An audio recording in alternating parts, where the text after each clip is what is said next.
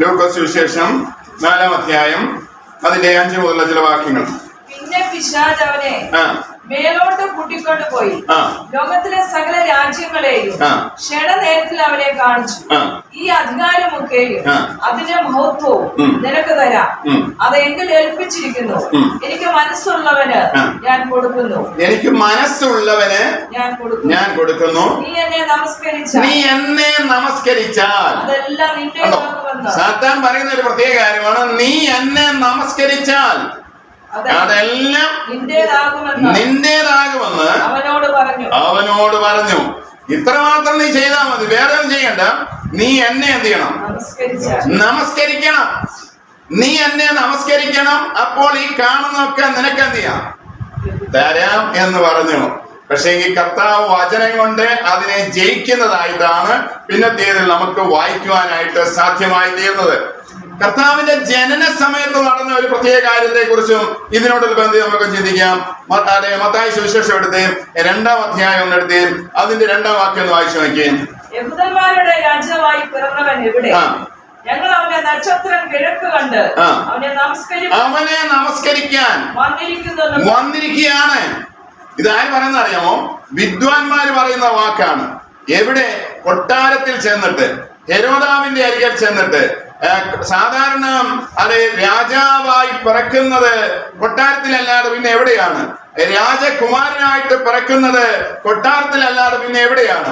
അവരെന്ത് ചെയ്യുന്നറിയാമോ? അതുകൊണ്ട് കൊട്ടാരത്തിലേക്കാണ് തപ്പി എന്ത് ചെയ്തത്? പോയത്. ആരെ കാണാൻ? യഹൂദന്മാരുടെ രാജാവായി പിറന്നവനെ എവിടെ? അവനെ കാണാൻ വേണ്ടി എവിടെ ചെന്നു? കൊട്ടാരത്തിൽ ചെന്നു. സാധാരണ എങ്ങനെയല്ലേ എന്ത് ചെയ്യുന്നു?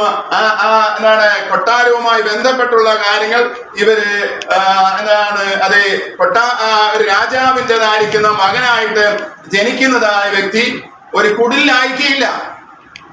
അതുകൊണ്ട് തന്നെയാണ് കൊട്ടാരത്തിൽ അവരെന്ത് ചെയ്തത്? ചെന്നത്. എന്ത് ചെയ്യണോ? ആ ജനിക്കുന്നതായ വ്യക്തി കുടിലാണെങ്കിൽ അവനെ എന്താണ് ദരിദ്രനായ ആ മനുഷ്യന്റെ കൂട്ടത്തിൽ എന്ത് ചെയ്യുന്നു? കൂട്ടുന്നു. അവന് വേറെ രീതിയിൽ ആ പേരുകൾ വിളിക്കുന്നു. പക്ഷേ എങ്കിൽ എന്ത് ചെയ്യുന്നു? ഇവിടെ രാജാവായി പിറന്നവൻ എവിടെയെന്ന് വിദ്വാൻമാര് ചോദിച്ച് എവിടേക്ക് ചെല്ലുന്നു? കൊട്ടാരത്തിലേക്ക് ചെല്ലുന്നു. കൊട്ടാരത്തിലേക്ക് ചെന്ന് കഴിഞ്ഞപ്പോൾ ഹെരോദാവ് ഇത് കേട്ട് കഴിഞ്ഞപ്പോൾ എന്ത് ചെയ്യുന്നറിയാമോ? ആകെ പരിഭ്രമിക്കുകയാണ്. ഞാനിവിടെ രാജാവായിരിക്കുമ്പോൾ എന്നെ കൂടാതെ ഒരു രാജാവ് ഇവിടെ വന്നോ? ഞാനിവിടെ രാജാവായിട്ടിരിക്കുന്നു, എന്നെ കൂടാതെ ഒരു രാജാവ് ഇവിടെ വന്നോ? നിങ്ങൾ ആ വാക്ക് ശ്രദ്ധിച്ചു കഴിഞ്ഞാൽ അതിനകത്തും ഒരു വളരെ ഗൗരവമായ ഒരു വിഷയം നമുക്ക് അവിടെ കാണുവാൻ കഴിയുന്നു. യേശു കർത്താവ് പിറന്നപ്പോഴേ യഹൂദന്മാരുടെ രാജാവായിട്ടാണ് എന്ത് ചെയ്തത്? പിറന്നത്. ഇന്ന് ലോകത്തിലെ അല്ലെ അന്നുണ്ടായിരുന്ന പലരെയും ജനങ്ങളാണ് രാജാവാക്കി എന്ത് ചെയ്തത്? വെച്ചത്. അല്ലെങ്കിൽ രാജകുടുംബത്തിൽ പിറന്നത് കൊണ്ട് അല്ലെ രാജകുമാരനായിട്ട് പിറന്ന ആ ഒരു സ്ഥലത്തില് ആ പാരമ്പര്യം വെച്ചുകൊണ്ട് അടുത്ത അതെ രാജഭരണത്തിലേക്ക് അവർക്ക് അങ്ങനെ സ്ഥാനം കൊടുക്കാറുണ്ട്. പക്ഷെ എങ്കിൽ ഇവിടെ നോക്കിക്കേ, ഇത് രാജാവായി പിറക്കുകയാണ്. യഹൂദന്മാരുടെ രാജാവായിട്ട് പിറന്നവൻ എവിടെ? ഓർക്കണം, പിറവിലെ തന്നെ രാജാവായിട്ടാണ് പിറന്നത്. രാജകുമാരൻ എന്നല്ല അവിടെ കാണുന്നത്. രാജാവായി പിറന്നവൻ എവിടെ? നമ്മുടെ യേശു കർത്താവ് കേവലം എന്താണ് സാധാരണ മനുഷ്യനല്ല. അവൻ പിറന്നപ്പോഴേ ആരാണ്?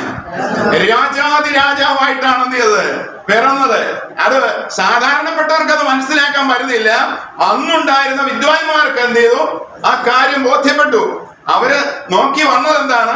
നക്ഷത്രത്തെ ലക്ഷ്യമാക്കിയാണ് വന്നത്. നക്ഷത്രം കണ്ട് അതിനെ ലക്ഷ്യമാക്കി ഇറങ്ങി പുറപ്പെട്ടവര് അതിനിടയിൽ എന്ത് ചെയ്തു? മാനുഷ്യമായ രീതിയിൽ അവർ ചിന്തിച്ചു, ഇവിടെ രാജാവായി പിറക്കുന്നവൻ കൊട്ടാരത്തിലല്ലാതെ പിന്നെ എവിടെയാണ് പിറക്കുന്നത്? അതുകൊണ്ട് എന്ത് ചെയ്യുന്നു? അവർക്ക് അങ്ങനെ ഒരു തെറ്റ് പറ്റിയാണ് അവർ അവിടേക്ക് എന്ത് ചെയ്യുന്നത്?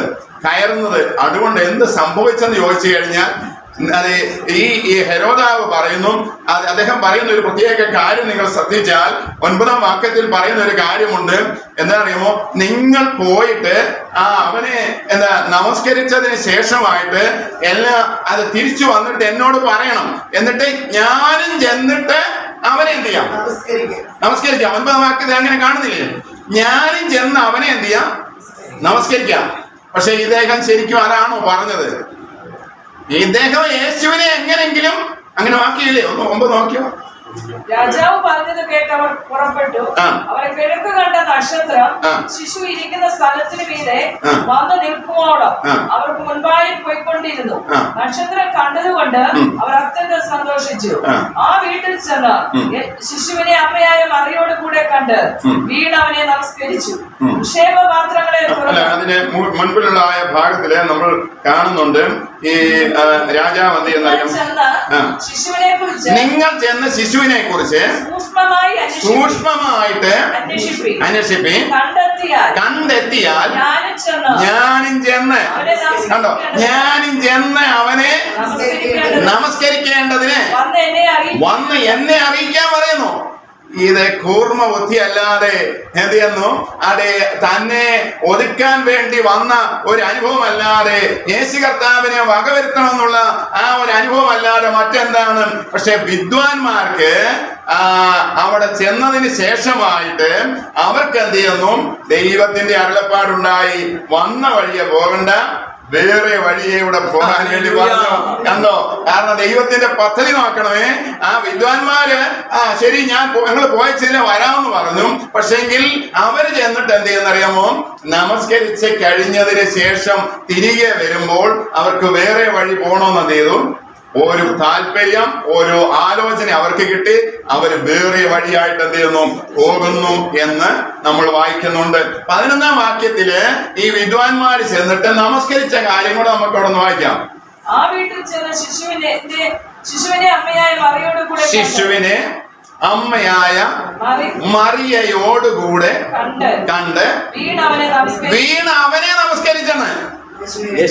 അവിടെയൊന്നും ഇവിടെയൊന്നും നമസ്കരിച്ചു, ഒടുവിൽ യേശുവിനെ നമസ്കരിച്ചു. അങ്ങനെയല്ലല്ലോ, വീണ അവനെ എന്ത് ചെയ്തു, വാക്ക് ശ്രദ്ധിച്ചോണം, വീണ അവനെ നമസ്കരിച്ചു. നമസ്കരിക്കാൻ പറ്റുന്ന ഒരാളിനെ, അല്ലെ ബഹുമാനം കൊടുക്കാൻ പറ്റുന്ന ഒരാളിനെ വിദ്വാൻമാർക്ക് നന്നായിട്ട് അറിയാം. വീണ് അവനെ എന്ത് ചെയ്തു, നമസ്കരിക്കുകയാണ്. വീണ് അവനെ നമസ്കരിക്കുന്നു. ഈ പുൽത്തൊട്ടിയിൽ കിടക്കുമ്പോൾ അതിനപ്പുറത്ത് വേറെ മൃഗങ്ങളൊക്കെ കാണേക്കാം. വേണമെങ്കിൽ എന്ത് ചെയ്യാം, ആദ്യം കാരണം ഈ നിൽക്കുന്നതായ മൃഗത്തിന് വേണമെങ്കിൽ ആദ്യം ഒരു നമസ്കാരം എന്ത് ചെയ്യുന്നു, കൊടുക്കാം. അതിന് ശേഷമായിട്ട് ഈ യേശുവിന്റെ അമ്മയപ്പന്മാർക്കൊരു എന്താണ് നമസ്കരിക്കാം. ഒടുവിൽ യേശുവിനെ എന്ത് ചെയ്യാം. പക്ഷേങ്കിൽ വിദ്വാൻമാർ അതല്ല ചെയ്തത്. അവിടെ വളരെ വ്യക്തമായിട്ട് കാണുന്നു, വീണ് അവനെ എന്ത് ചെയ്തു, നമസ്കരിച്ചു എന്ന് കാണുന്നു. അപ്പൊ എന്താണ്, വീണ് നമസ്കരിക്കാന് ആരെ വീണ് നമസ്കരിക്കണമെന്ന് വിദ്വാൻമാർക്ക് നന്നായിട്ട് അറിയാം. അതുകൊണ്ട് അവനെ വീണ് എന്ത് ചെയ്തു, നമസ്കരിച്ചു. അവന്റെ മുൻപിൽ അർപ്പിക്കേണ്ടതൊക്കെ അർപ്പിച്ചതിന് ശേഷമായിട്ട് അവർ സന്തോഷത്തോടെ എന്ത് ചെയ്യുന്നു, മടങ്ങിപ്പോകുന്ന അനുഭവം ആ വചനത്തിൽ നമ്മൾ വളരെ വ്യക്തമായിട്ട് ഓർമ്മപ്പെടുത്തുന്നുണ്ട്. അപ്പൊ നമസ്കരിക്കാൻ വേണ്ടി അത് ദൈവം അനുവദിച്ചിരിക്കുന്നതും അതിനു വേണ്ടി അർഹതപ്പെട്ട ആളെന്ന് പറയുന്നത് യേശു കർത്താവ് മാത്രമാണ്.